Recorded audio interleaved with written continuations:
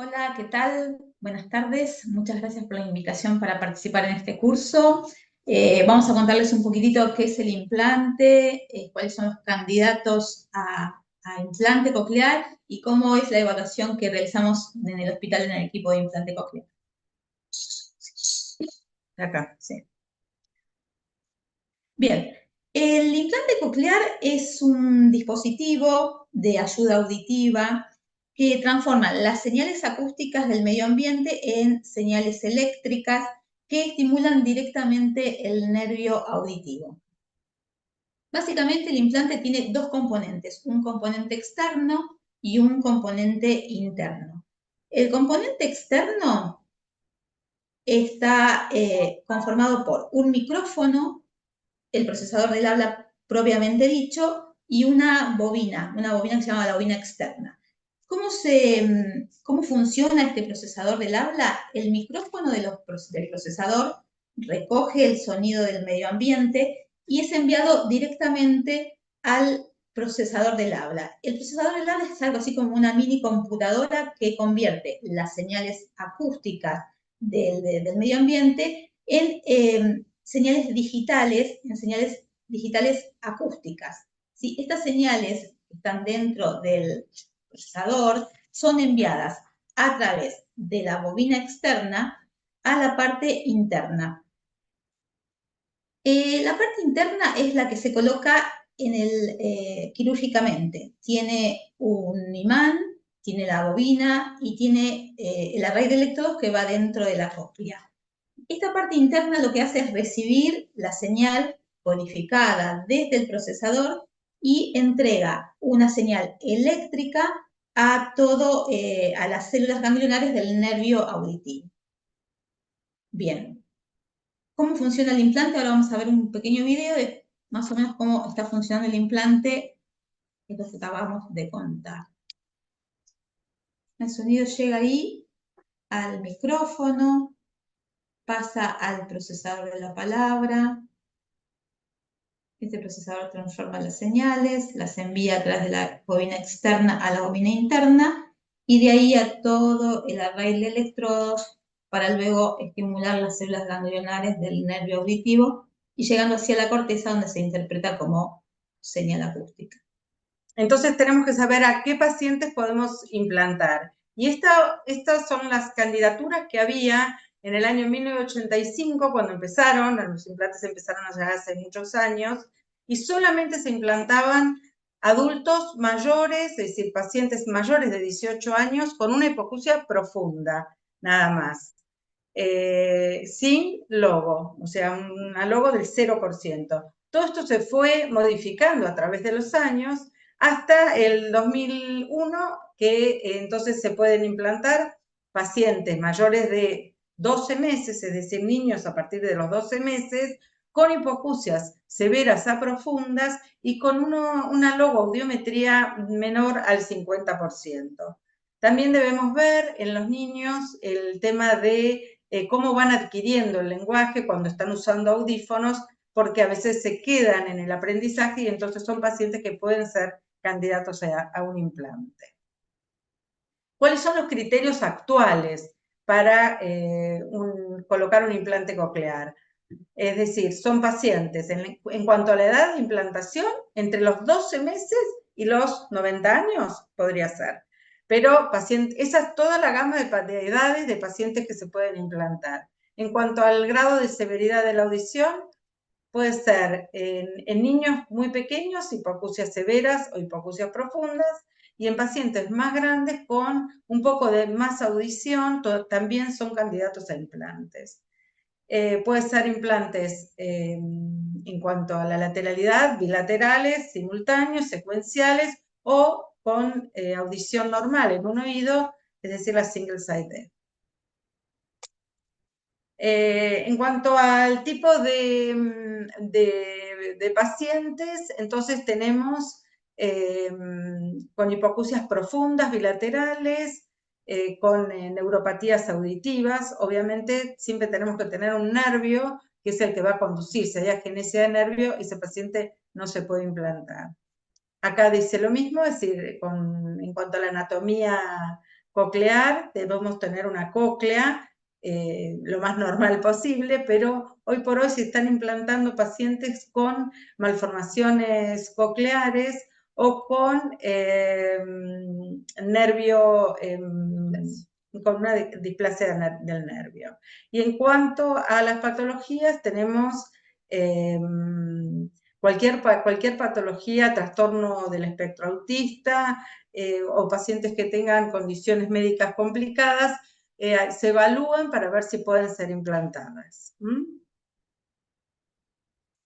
Bien, en cuanto al reconocimiento en formato abierto nosotros llamamos a listas de palabras o oraciones sin lectura labial. Se hacen chequeos en cuanto a la discriminación, cuánto el paciente escucha a una intensidad normal, 50, 60 decibeles, y si el paciente tiene buena respuesta en ese sentido, se prueba con ruido de fondo. Siempre intentamos realizar las pruebas con ruido de fondo porque nuestro mundo es sonoro, en nuestro mundo hay ruido, y entonces todos los pacientes tienen ese plus de desafío de escuchar en el ruido. En cuanto a los criterios, seguimos hablando un poquito más.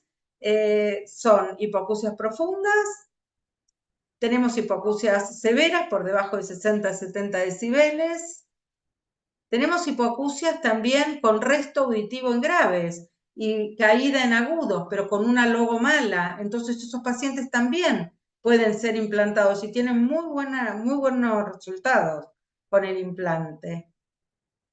Y el último caso que veíamos son pacientes con audición normal en un oído y anacusia en el otro.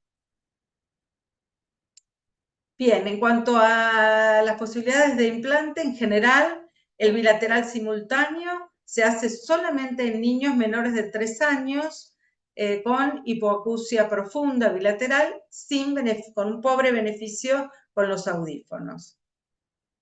Y en cuanto al bilateral secuencial, se hace en general en pacientes que tienen un oído con un audífono y otro oído que ya no le rinde. Entonces, primero se hace el peor oído, se implanta, y si ese oído con audífonos baja la audición o ya no le rinde el audífono, ahí se decide la implantación.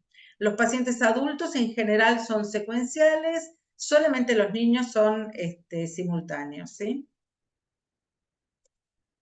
Bien, no son candidatos aquellos pacientes que por alguna condición clínica, psicológica o anatómica no puedan implantarse.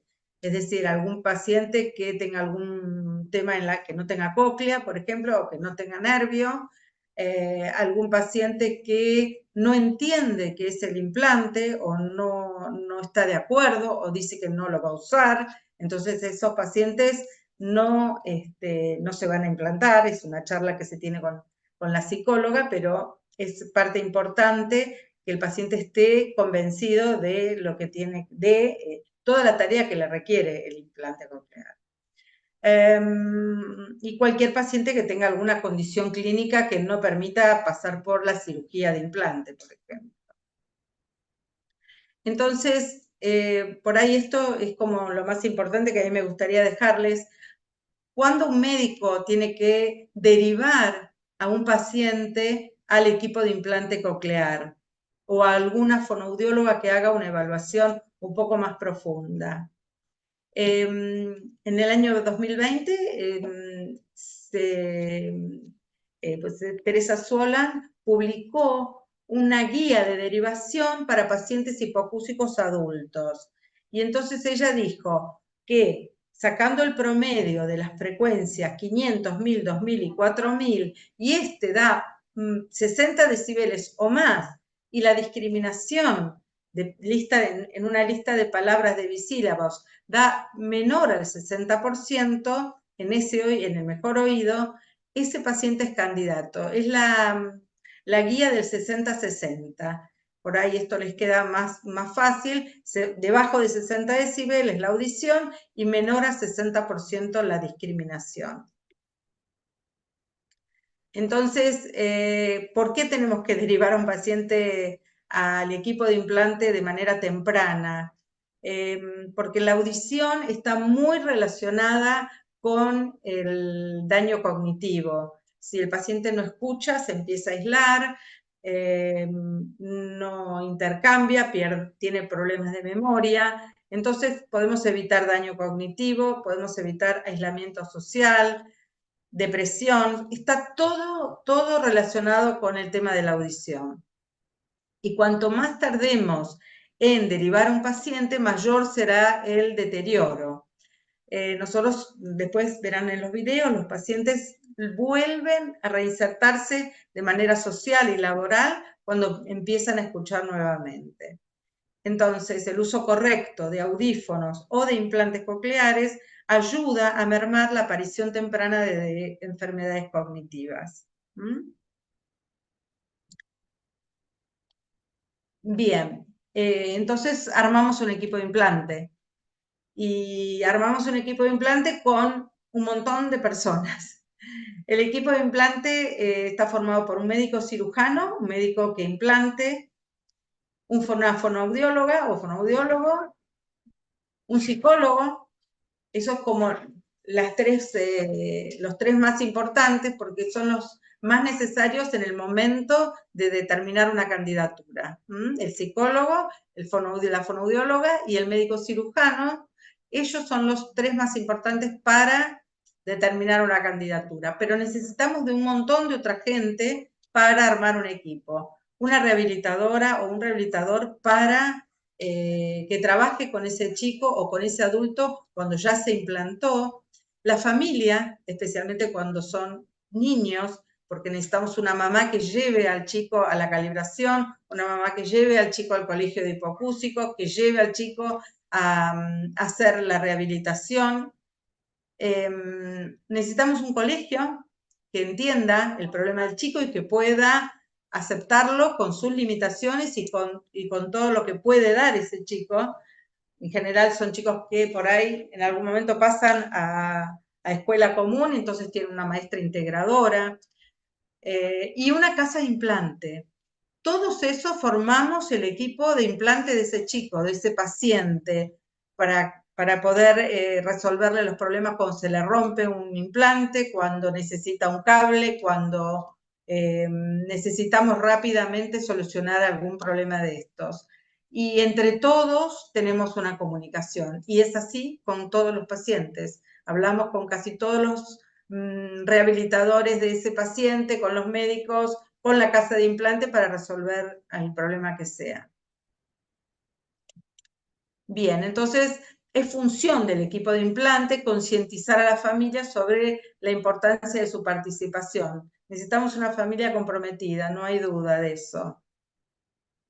Y es función nuestra también explicar qué es el implante coclear. Como decía Mirta antes, nosotros le explicamos al paciente qué es un implante, cuánto dura la cirugía, cuánto tiempo va a tardar entre la cirugía y el encendido, y necesitamos un compromiso formal para todas las instancias, previas y posteriores al implante. Es decir, cuando el paciente está antes del implante y después del implante, hace rehabilitación auditiva, necesitamos que vaya, que esté comprometido con esto. Y como punto más importante, a saber las expectativas que podemos tener con un paciente cuando se va a implantar y ser realistas con esas expectativas. Es decir, no es lo mismo implantar a un niño de 2 años que implantar a un adulto con 40 años de deprivación auditiva. El nervio no se comporta de la misma manera, las expectativas son diferentes y eso es muy importante hablarlo con el paciente. ¿Qué expectativas tenemos de cómo va a andar cuando se implante? Bien, vamos con la evaluación. Bien. Una vez que el paciente ingresa al equipo de implante coclear, tenemos que hacer una serie de estudios y evaluaciones para corroborar si ese paciente realmente es candidato a recibir un implante coclear. Primero lo que hace el paciente es consultar con un médico otorrinolaringólogo. El médico realiza una otoscopía para evaluar la condición de ese oído. Y lo más importante que se pide en ese momento son estudios de imágenes, una resonancia o una tomografía, o resonancia y tomografía en el mejor de los casos, para evaluar cómo está la cóclea y si está el nervio indemne como para como para realizar la cirugía, ¿sí? También ese paciente es derivado a la psicóloga del equipo de implante, realiza una entrevista, en esa entrevista la psicóloga evalúa cuán informado está el paciente del procedimiento, cuánta información le brindó el médico y la fonoaudióloga en la entrevista, si hay algo agregado o alguna contraindicación por la cual no sería indicado el implante por el momento, y también es quien se encarga de realizar la psicoprofilaxis quirúrgica, especialmente en aquellos pacientes pediátricos. Una vez que evalúa la psicóloga, hace un informe y ese informe es el que nos envía después para agregar a la carpeta del paciente. Lo que hacemos nosotros es toda una evaluación audiológica. Antes de las pruebas tomamos una exhaustiva anamnesis, donde además de pedirle los datos personales, nombre, apellido, edad, cómo está conformada su familia, le preguntamos acerca de toda la historia de su hipoacusia, ¿sí? Hace cuánto que no escucha, cómo se manejó hasta ahora, uso de audífonos, por supuesto la etiología, cómo se comunica, qué dificultades tiene en la vida diaria. O sea, preguntamos si usa el teléfono, si escucha el timbre, si va a las reuniones. Bueno, que nos cuente un poco acerca de toda su problemática. En el caso de los que son niños, por supuesto hablamos con la familia y también evaluamos el grado de escolaridad de ese paciente. Dentro de toda la batería de test audiológicos que hacemos, lo primero que se hace es una audiometría para evaluar el grado de la pérdida auditiva. La audiometría tonal va a depender un poco de la técnica, dependiendo de la edad del paciente. Si es un niño, haremos una audiometría por juego. Si no podemos usar los auriculares, haremos un campo libre. Y si no, si es un paciente adulto, una audiometría convencional. Podemos hacer después, no, debemos hacer la logoaudiometría, que también va a depender del nivel de lenguaje que tenga, si es un niño o es un adulto. Pruebas para evaluar el estado del oído medio, timpanometría, impedanciometría. Y después hacemos una prueba con los audífonos, en un oído, en oído por separado, ¿sí? Con el mejor de los audífonos, en las mejores condiciones de escucha, y vemos cómo está ese umbral con y sin los audífonos. También se solicita pruebas objetivas, un potencial evocado, solicitamos en lo posible microfónicas cocleares para ver si hay alguna neuropatía auditiva o no. En caso de los niños se solicita las otomisiones acústicas y algo que también hacemos después de toda esta evaluación audiológica es una evaluación de la percepción del habla. Estos son algunos casos de pacientes que fueron implantados. Acá vemos diferentes grados de pérdidas auditivas, desde pérdidas severas a profundas con conservación de graves, unilaterales, con pérdidas severas pero sin discriminación, también son candidatos. Acá vemos otras audiometrías con diferentes grados y formas de curvas. Bien, algo que hacemos con el audífono en las mejores condiciones de escuchas es evaluar la percepción del habla, es ver cómo ese paciente discrimina y para eso tomamos bastantes y diferentes pruebas. Una de las primeras pruebas que tomamos es el test de Lynn, es un test que lo escribió Lynn justamente, que tiene 6 sonidos, A, U, I, Sh, S y M, son 6 sonidos, y lo que se sabe es que si el paciente logra identificar los 6 sonidos del habla, porque tiene acceso a todos los sonidos del habla. Este test se puede tomar en formato cerrado o en formato abierto. O sea, cerrado es cuando el paciente conoce los estímulos que le vamos a dar, le decimos, te vamos a pasar estos sonidos, por favor indica cuando los escuchás, y en formato abierto te vamos a pasar unos sonidos, repetir lo que puedas escuchar. Se puede evaluar también la detección o la identificación, o sea, el paciente detectar quiere decir escucho, la audiometría es una prueba de detección. Escucha un sonido, nos avisa que escucha, ¿sí? Identificar, el paciente es una etapa un poco más elevada, el paciente tiene que identificar el sonido que le estamos pasando. La otra prueba que hacemos es una identificación de vocales, le pasamos todas las vocales, tiene que repetirlas. Después se hacen pruebas en formato cerrado, o sea que el paciente conoce el estímulo, ¿sí? Y estas son pruebas, el PIP-S es una prueba de identificación de patrones suprasegmentales.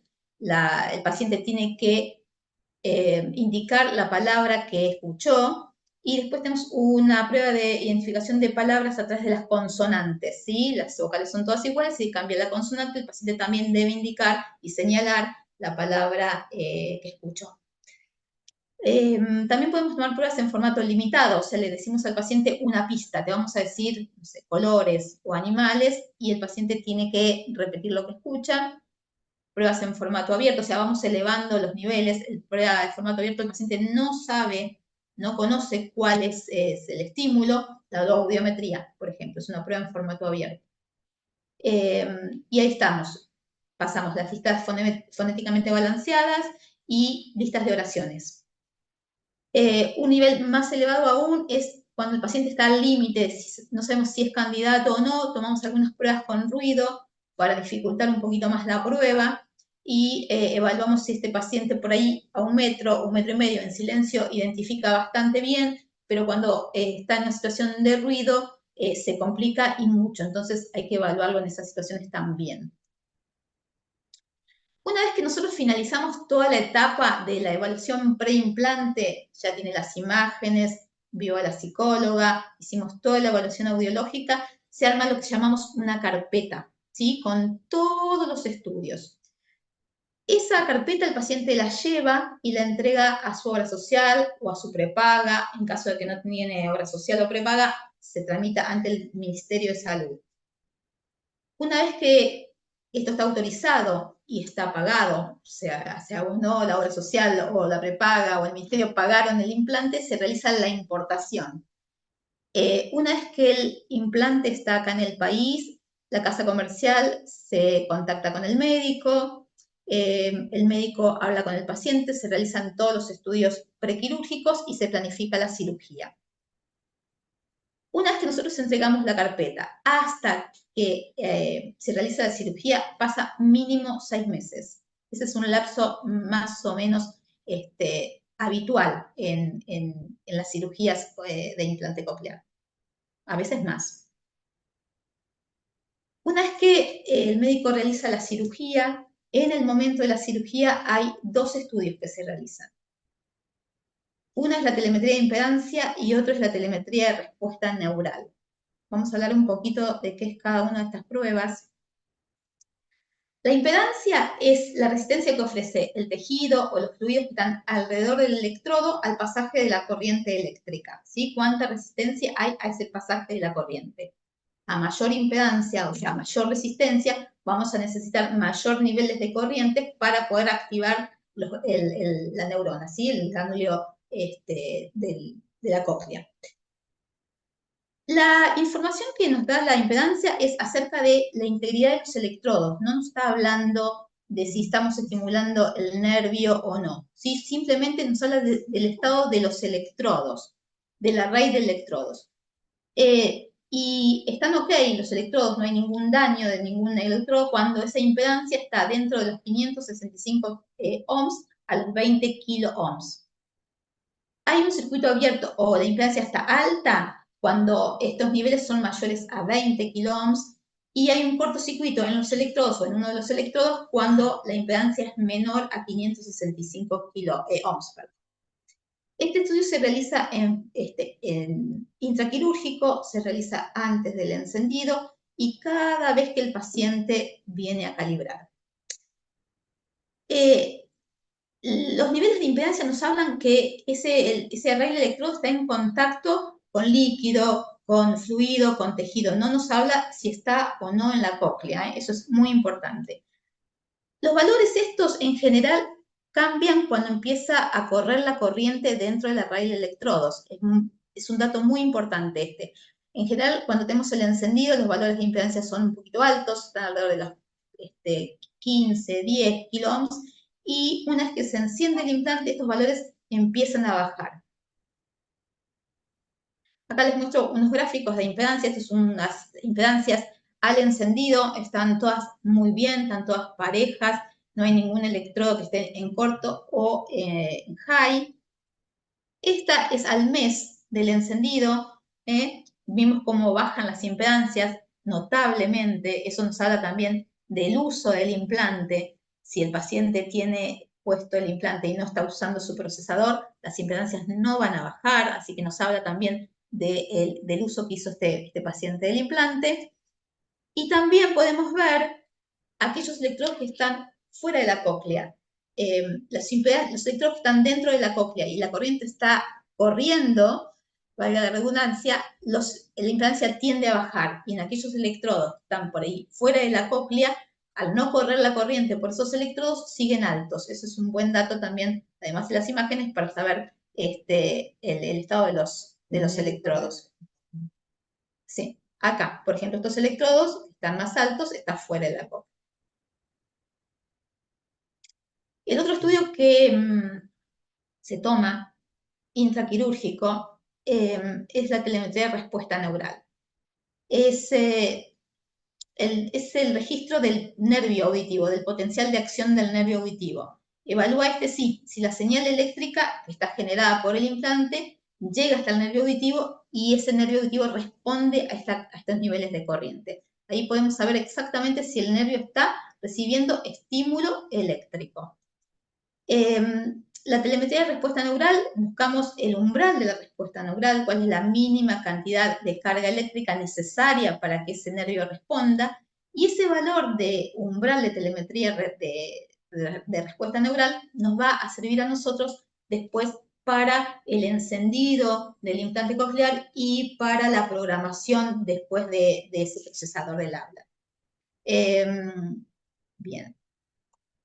Este es el gráfico como aparece la respuesta neural, tiene un pico negativo N1 y un P2 positivo, y por supuesto cada vez se hace más chiquito a nivel que cuando empezamos a bajar la corriente. Bueno, una vez que está implantado el paciente, al mes de la cirugía se hace el encendido del procesador, o sea, de la parte externa. Tratamos siempre de que el encendido sea una experiencia lo más agradable posible.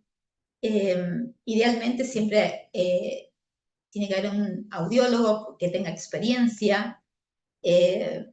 Tratamos de que este paciente esté siempre acompañado. Si es un niño, sobre todo, viene con la mamá, con el papá. Y que el ambiente sea un ambiente tranquilo, relajado, cómodo. Tiene que ser una experiencia agradable. Básicamente, eso es lo más importante, que esta primera sensación, después de tanto tiempo de estar sin escuchar, sea lo más agradable posible. Cuando se enciende el implante, hacemos varios pasos. Primero, miramos toda la zona donde el médico colocó la bobina interna, cómo está la zona del implante. Vamos a preguntarle a la familia cómo fue la cirugía, cómo estuvo, si tuvo algún inconveniente, si tuvo algún problema. Vamos a contarle al paciente y a la familia qué es lo que vamos a hacer, qué estudios vamos a realizar y en qué consiste el encendido. Después vamos a verificar que el imán sea el correcto, o sea, que el imán que está junto con el procesador del habla esté pegando con la parte interna correctamente, que sea el indicado. Los imanes tienen potencias, tiene que ser la potencia exacta como para que pegue bien sin que moleste y que no se caiga. Una vez que le explicamos al paciente esto, que verificamos cómo está todo, vamos a hacer los estudios que se hicieron en la cirugía. una telemetría de impedancia, vamos a ver si los electrodos están bien, si no apareció, si no hay un electrodo en corto o en high que haya aparecido durante el mes que no lo vimos. Hacemos una telemetría de respuesta neural. Y una vez que tenemos ya tomados los estudios, vamos a armar un mapa. Un mapa es un programa que está grabado dentro del procesador. Es un programa de escucha. ¿Sí? Este mapa está conformado por niveles de corriente eléctrica. Los niveles son los niveles T, que es el mínimo, la mínima cantidad de corriente donde el paciente comienza a escuchar, y un nivel C, que es el umbral de confort, donde el sonido ya es fuerte, pero cómodo, o sea, fuerte sin llegar a la molestia, ¿sí? El paciente tiene que usar el implante, tiene que usar su procesador, y si esto está fuerte, no va a querer usarlo, y esa no es la idea. La idea es que los umbrales, tanto de mínimos, que tienen que ser audibles, como los de confort, sean los acordes a ese paciente. Cada paciente tiene niveles distintos. No todos los pacientes tienen el mismo T, ni todos los pacientes el mismo C. Tenemos diferentes rangos dinámicos. El rango dinámico es la diferencia que hay entre el umbral mínimo y el umbral de confort. Hay diferentes rangos dinámicos según cada paciente. Tenemos rangos dinámicos muy pequeños, o sea, rápidamente el paciente ya lo siente cómodo. Tenemos rangos dinámicos muy amplios, donde necesitamos mucha más carga eléctrica para lograr este nivel de confort, y eso varía de acuerdo a cada paciente. No hay una regla, es dependiente de cada uno. Lo que sí sabemos es que el umbral de respuesta neural en general está dentro de ese rango dinámico, ¿sí? En general alrededor del 70% más o menos del rango dinámico del paciente. Acá tenemos ejemplos de rango dinámico. La raya verde es el umbral mínimo, el rojo es el umbral de confort, y lo que vemos en azul es la respuesta neural, los valores de telemetría de respuesta neural. Eso es un rango dinámico de aproximadamente 30 unidades de corriente. Es un rango dinámico mucho más amplio, tiene un nivel de corriente mucho más alto, y un rango dinámico de 70 unidades, bien grandecito.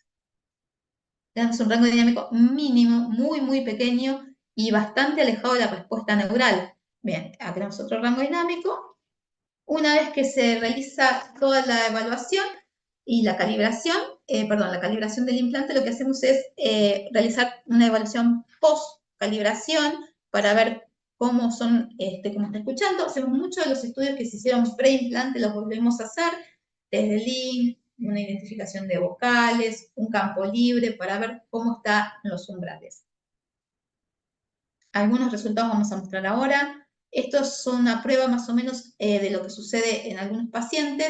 Esto es un promedio, el campo libre sin el implante y el campo libre con el implante a un año de uso. En general los umbrales promedio llegan a 20-30 decibeles.